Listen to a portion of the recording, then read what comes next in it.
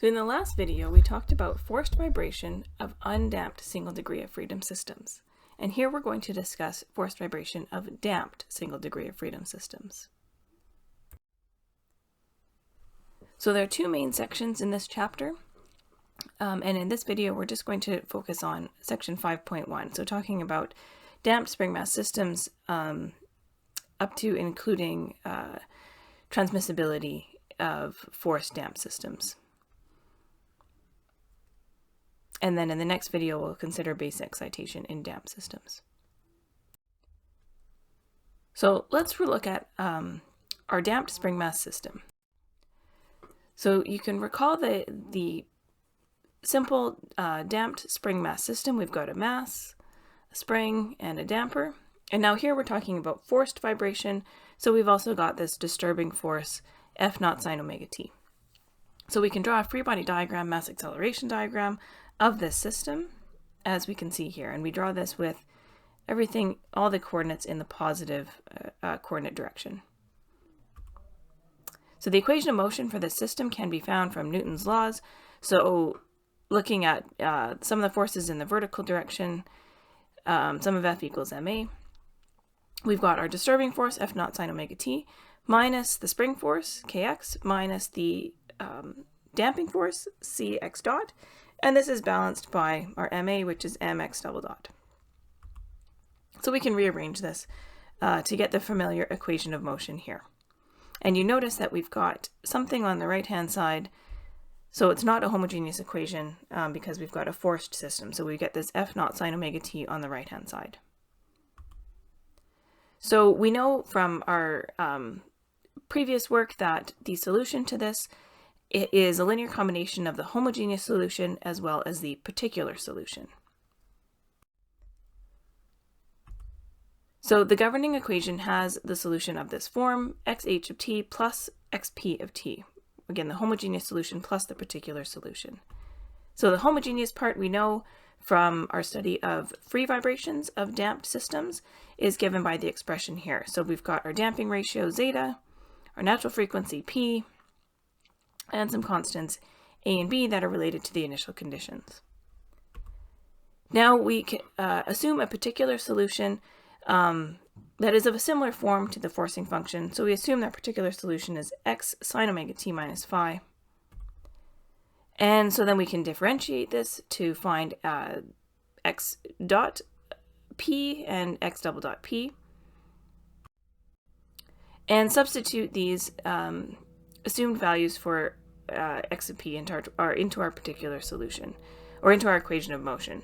So recall our equation of motion was m x double dot plus c x dot plus kx is equal to f naught sine omega t. So just plugging in our x double dot, xp double dot, xp dot, and xp into our equation here. And we can use the trig identities that we can see here to be able to help us simplify this expression. So we can rearrange this to get the expression here. So this is helping us deal with this omega t minus phi terms. We can write that as these product of sine omega t, cosine omega t, for example.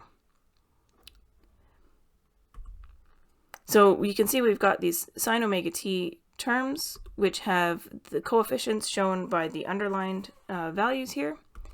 We've also got some cosine omega t terms, which have the coefficients, again, shown by the underlined terms. So we can rearrange this, kind of grouping everything together. So we've got a bunch of stuff multiplied by sine omega t, and a bunch of stuff multiplied by cosine omega t, and then we still have our right-hand side, f naught sine omega t. So we can collect the sine omega t and cosine omega terms to get two equations. So everything multiplied by sine omega t gives us this equation, and everything multiplied by cosine omega t gives us this equation. So let's label these 5.6a and b. So from 5.6b, we can move this term to the right-hand side, and we get the expression here, and so we can see that sine phi over cos phi we can call tan phi, is equal to c omega over k minus m omega squared.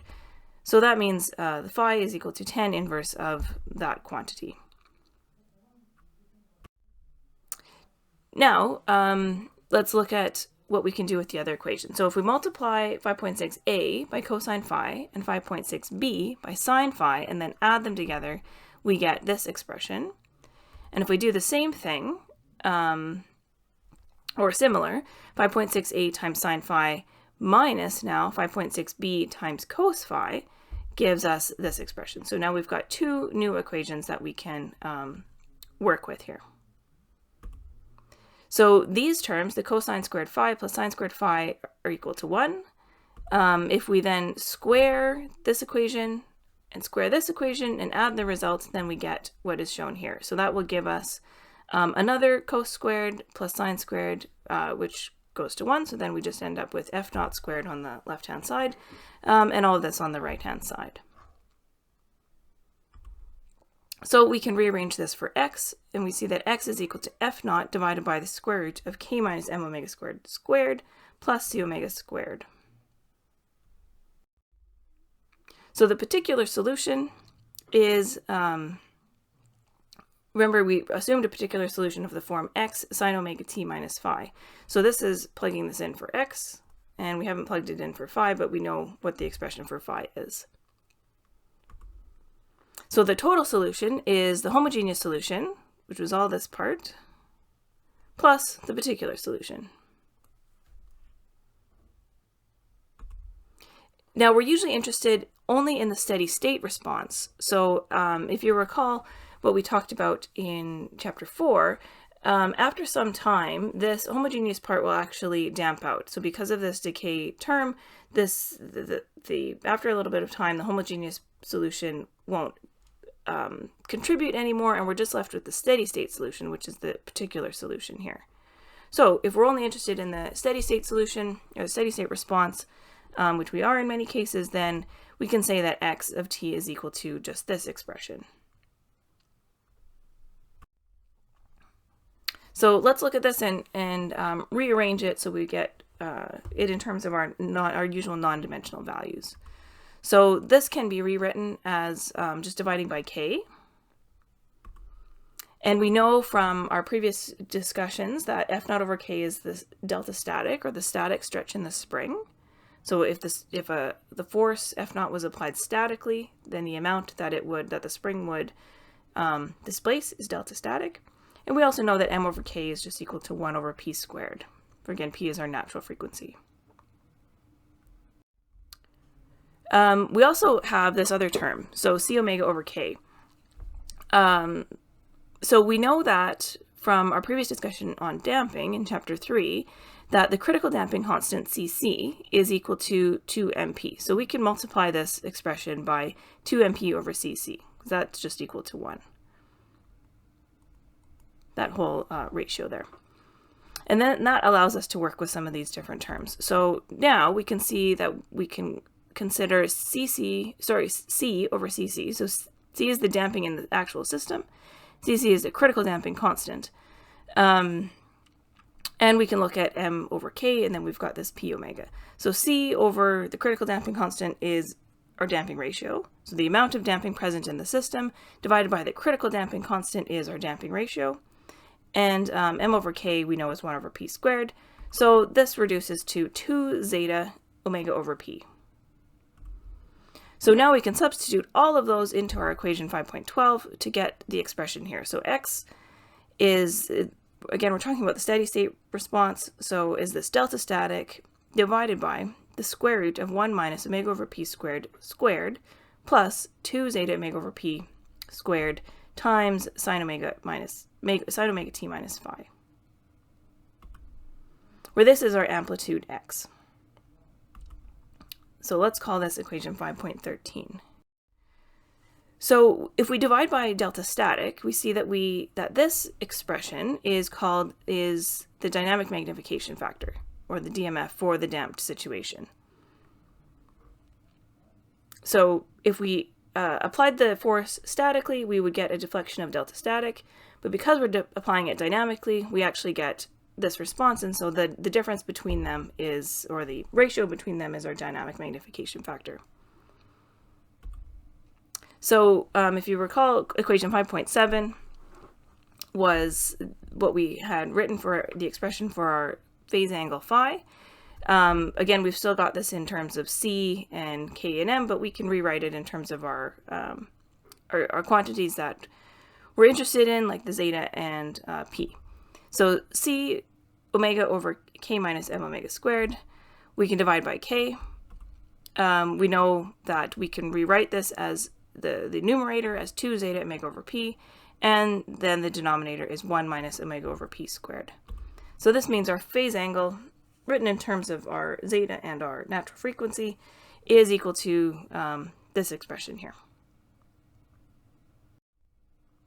Now in the limiting case, where zeta is equal to 0, so we have no damping, you can see that this actually reduces back to what we had for the undamped case. So again, the dynamic magnification factor is exactly the same as it was in the undamped case, and our phase angle now has this abrupt change at omega over P equals 1, where it's either completely in phase or completely out of phase, as we saw in the undamped case. There are some other things that we can say about the response, so let's look at this a little bit further. So at very low frequency ratios, where omega over P is much less than 1, the amplitude of the motion is approximately the same as the static deflection, and you can see that from the equation. Very high frequency ratios, the amplitude of the motion is very small compared to the static deflection. And so at these extremes of the frequency, very low and very high ratios, damping actually has very little effect on the response. So we get very similar behavior to what we saw in the undamped case. For all other frequencies, kind of everything in between, particularly at resonance, damping limits the amplitude of the response. Unlike the undamped case, the damped system has a gradual transition from in phase to out of phase. So we usually say that the response lags the forcing function by this phase angle. And at resonance, the response lags the forcing function by pi over 2 radians, regardless of the amount of damping present. So this is the response diagram for the dynamic magnification factor for a damped single degree of freedom system. So you can see the undamped case is on here as well, where we have this sharp rise and then back down here. So again, at very low frequencies, or frequency ratios, omega over P is much less than 1, we get essentially the static response. This goes to 1, and at omega over P gets big, we get our amplitude goes to 0, or goes to something very small. And then at omega over P is equal to 1, we get this big peak. And so with the undamped case, this actually goes to infinity. But you can see for each of these represent different amount of damping. So even just a little bit of damping helps us to limit that, that amplitude at resonance.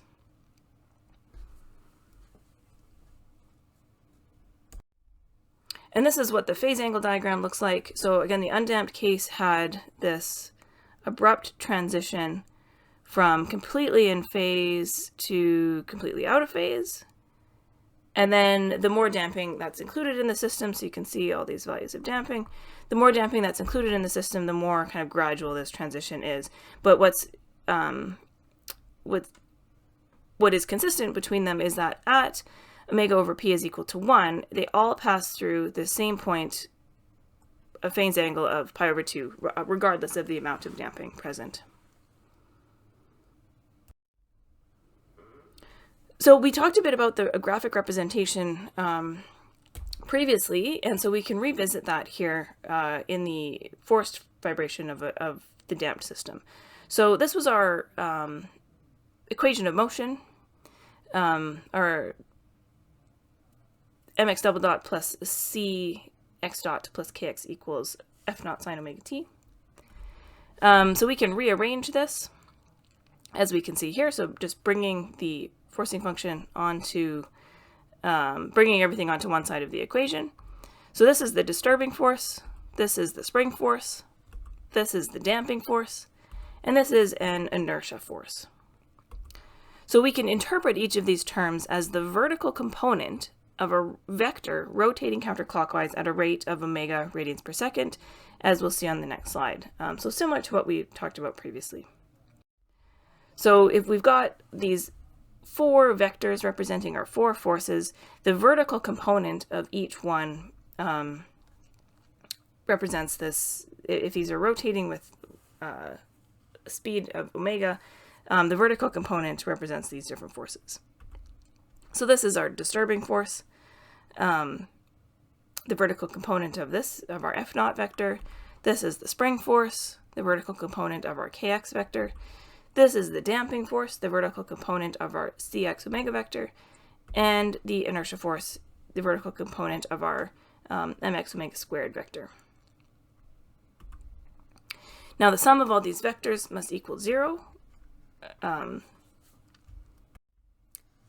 So this shows the vectors added together to get 0. So you can see how they all kind of fit together.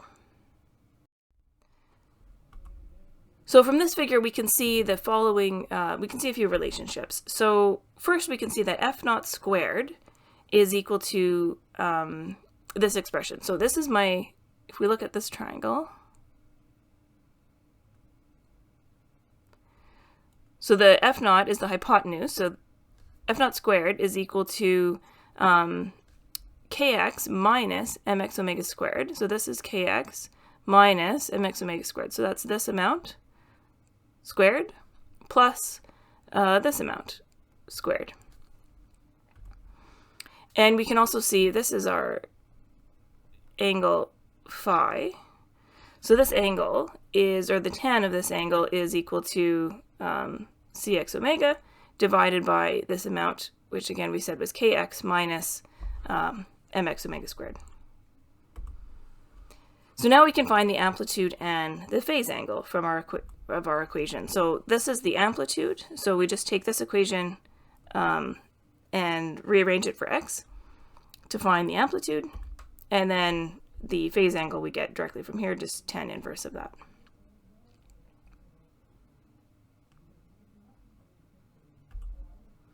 So this gives us the same answer as we had before.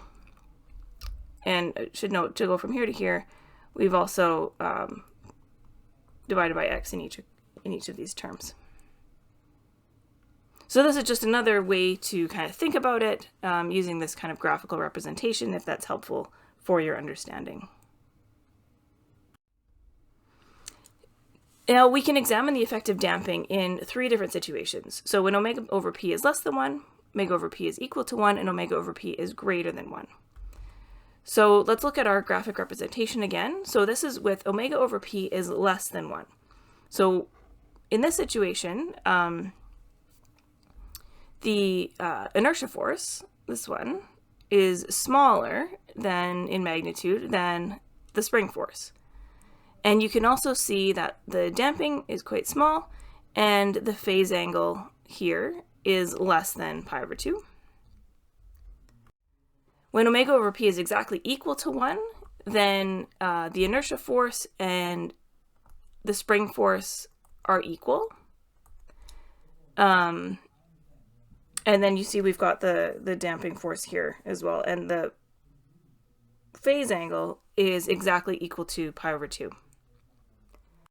And then when omega over p is greater than 1, you can see that now our inertia force is bigger than our spring force. So the inertia force is bigger than the spring force, and the phase angle here is larger than pi over 2.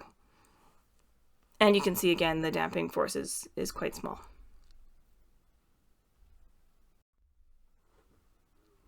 Now let's talk a bit about transmissibility in forced damped vibrations. So as we saw with the undamped case, a common problem in vibrations is vibration isolation of equipment where damping does exist. So we want vibrations from the machinery to not be transmitted to the floor or the surroundings or the supporting structure, or have these external vibrations isolated from our equipment. That's a common thing that we need to do as a as a design engineer potentially. So the goal is often to reduce the maximum force or displacement transmitted to the supporting structure, and this occurs in a lot of industrial applications. So this brings into the analysis something called transmissibility. So a typical vibration isolation situation is shown here. So we've got this machine that has some disturbing force on it. If we want to isolate the vibrations from the supporting structure, then we can put in some sort of system that will essentially be a spring and a damper. Now in this case, the force can be transmitted through both the spring and the damper. So if you recall transmissibility in the undamped case, we just had the force being transmitted through the spring, but now we've got this damper, so the force from here is transmitted through both of these things into the floor. So we need to consider both of them. And since they're not in phase, then they do not reach the same maximum at the same time, or they don't reach their maximum at the same time. So that means we cannot simply add the scalar values of these forces. We need to consider the vector equation. So these two forces are actually always 90 degrees out of phase. So if we look at our spring force, kx of t, this is actually kx sine omega t minus phi, so that's the spring force. And the damper force is kx dot of t, where x dot is x omega cosine omega t minus phi. So these two, you can see, are always 90 degrees out of phase. So the maximum force is then the square root of the sum of the magnitude squared. So the square root of kx squared plus cx omega squared. So this is our maximum force transmitted to the supporting structure. And so we can just bring the k out front and rearrange it as shown here. So if we go back to our graphical representation, really what we're looking at is the maximum force transmitted in these damp systems is given by this Ft max, shown in red here. Now we've already found the amplitude of the response in this situation, so we know what x is. It's given as this, or we wrote it in a few different forms. So combining these, we can see that the maximum force transmitted is given by this expression here. This is just our x. So we can cancel out the k's and then look at this ratio between the maximum force transmitted and the maximum disturbing force. So let's start here and then again write this in terms of the familiar quantities like the damping ratio and the natural frequency. So we can recall these expressions and then rearrange this or rewrite this transmissibility ratio, which is again the ratio of the maximum transmitted force divided by the maximum disturbing force, is given by now the square root of 1 plus 2 zeta omega over p squared divided by this square root term. Now we can plot this and see, so this is the response diagram for the transmissibility in forced damped vibrations. So again, if we look back at the transmissibility diagram, in the undamped case, we have this same sort of response here, and then now we can see what happens when we add damping. So for different levels of damping, it brings down the response at resonance, and we can see that regardless of the amount of damping, the response always crosses this line at 1 at omega over p is equal to the square root of 2. So regardless of the amount of damping, this point always occurs at omega over p is the square root of 2. So below omega over p is the square root of 2, damping helps to bring down the response, or bring down the transmissibility. It reduces the transmissibility. And then above omega over p is equal to the square root of 2, the transmissibility is actually less than 1, and damping actually increases the amount of transmissibility, bringing it back to 1 eventually.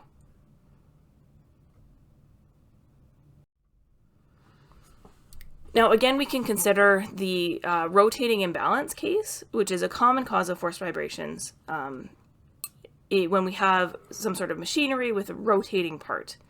And if things are not perfectly balanced, we get this rotating imbalance, and that can cause a lot of vibrations. So again, the total mass, big M, or the total mass is big M. We've got this little m tilde is some sort of rotating mass, which is included inside the total mass. And it has this eccentricity E rotating with a constant speed omega. So we've talked about rotating imbalance previously in chapter 4, but now we're just adding our damping force, or our damper. So the machine body vibrates vertically with the response x of t, and then m tilde moves relative to the machine body with a vertical component of x plus e sine omega t. So this is basically the vertical component here. So again, if we go through the free body diagram, mass acceleration diagram, similar to the previous case, undamped case, now we've just got our damping force. Write our equations of motion. We get this expression, which can be simplified, and we get our equation of motion as mx double dot plus cx dot plus kx is equal to m tilde e omega squared sine omega t. So again, it's the same as the forced vibration case that we just saw, except our disturbing force F naught is given by m tilde e omega squared. So we know what the steady state solution of this is x sine omega t minus phi. For the rotating imbalance, what we get for our x and our phase angle are shown here. And we can rearrange this to be able to get this expression. So with mx over me on the left-hand side here, we get omega over p squared divided by our familiar square root denominator. So we can plot this. This is the response diagram for forced vibrations due to a rotating imbalance. So this, we're plotting mx over me versus omega over p. And again, you can see the undamped case as usual. And we can see that as we add damping, we're bringing down this maximum response here.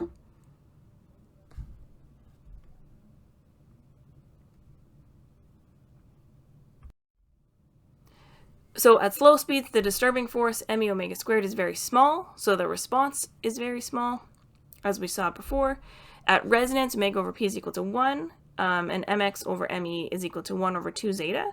So the steady state amplitude is dependent on the damping ratio, as we can see in the figure. And at very high speeds, where omega over p is greater than 1, we see that mx over me approximates 1, so mx is approximately equal to me. So at these speeds, the center of mass remains approximately stationary, and if little m is much less than big M, then the machine body remains approximately stationary. And as we saw previously for the undamped system, these results simplify to this expression here. So this is with when zeta goes to 0, we get this expression here, and we again see this abrupt phase change in the phase angle.